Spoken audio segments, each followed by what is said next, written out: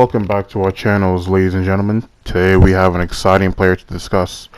Someone who's been making waves in the footballing world. We're going to be talking about Arda Güler, the 18-year-old prodigy who's just signed for Real Madrid. We're going to look into the details and find out more about who this player actually is. So he was born February 25th, 2005, making him 18 years old.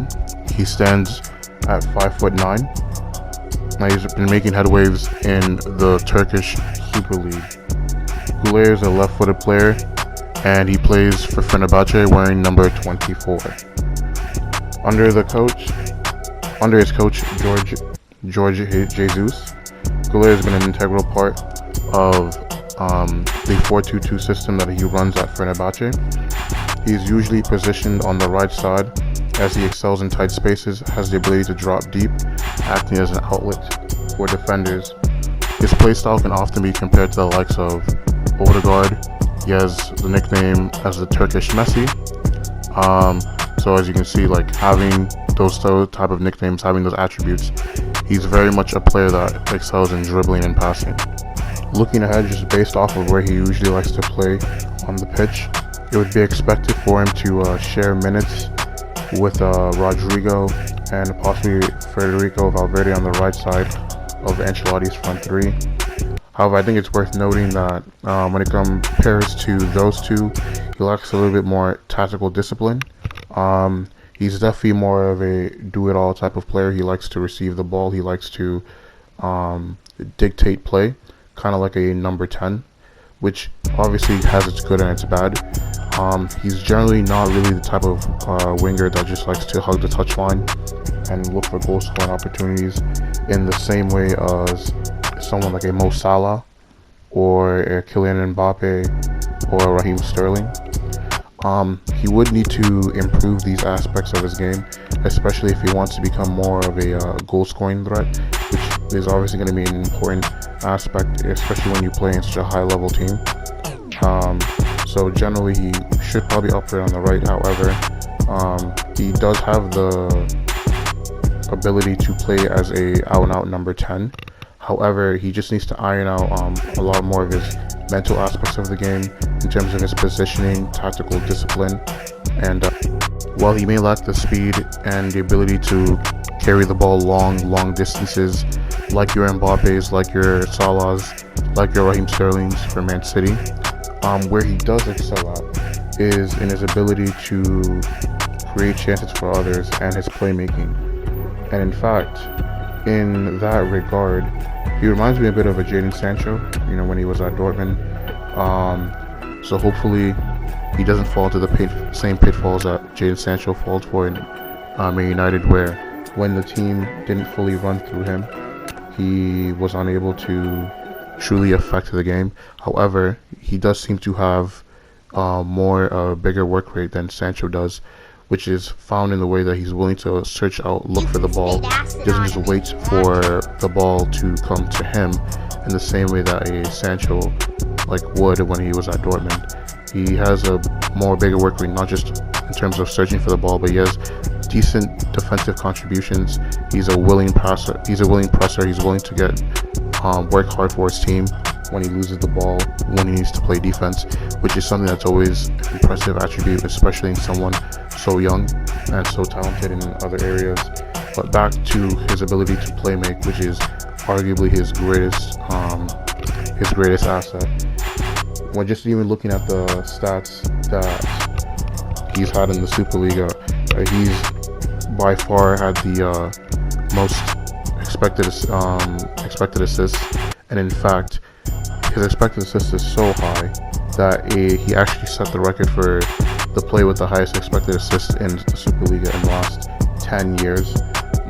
When you combine that with his epic dribbling, when you combine that with his ability to work in tight spaces, this is a player that I'd say, if he can get through the mental hurdles and really become part of the machine that is Real Madrid, has a bright future ahead of him. For as much as I've raved about this kid and his immense potential, just to kind of go over his weaknesses one more time, just to really reiterate it. His biggest weakness right now is definitely his decision making at times.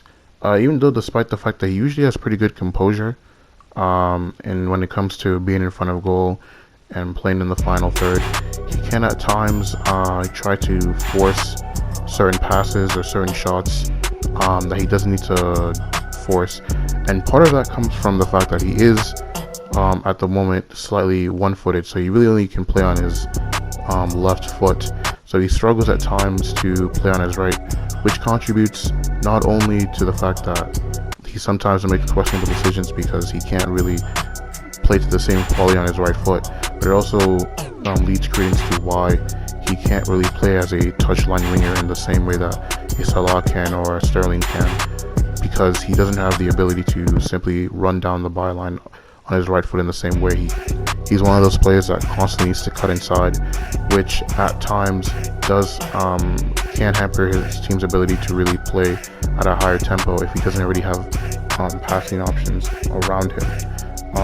Another thing to keep in mind, as well as his lack of athleticism and speed at times, is something that is probably more likely to be exposed in a more physically demanding and higher quality league like La Liga, when he has to come up against those high quality fullbacks in La Liga. So that would be kind of my main concern, is how well does the abilities that he has now, how well will it translate to La Liga? And I think personally, if I were to give a supposition, I think that most of the footballing skills that he currently has is, I think, good enough to play in such a high quality league. And I think what he could struggle with, at least especially initially, is more so getting used to the physicality of the league and having to improve his athleticism, dealing with being able to deal with faster players, being able to deal with having to defend better players. So I think those type of things are the things that he's really gonna have to improve on. However, the good thing for him is, because he's so young, I think a lot of this is just gonna come with age and experience. So all in all, I see a very good player. And just to read it one more time, his biggest strengths are his dribbling, his ability to play in tight spaces, his composure, and his playmaking and creativity. His biggest weaknesses are his lack of tactical discipline, he's at times questionable decision making, his lack of speed and athleticism, especially in especially since he's lacked playtime against higher quality opposition, and also his lack of goal scoring. I didn't really touch on that, and especially due to the fact that he doesn't really put himself in goal scoring positions, which again comes with the fact that he doesn't really have as good off-ball movement due to that tactical disadvantage that he needs to develop mentally. So yeah, this has been my video for today. Please give me your thoughts on what you think his ceiling is as a player. Let me know what you think of the video in the comment section below, and don't forget to have a good day.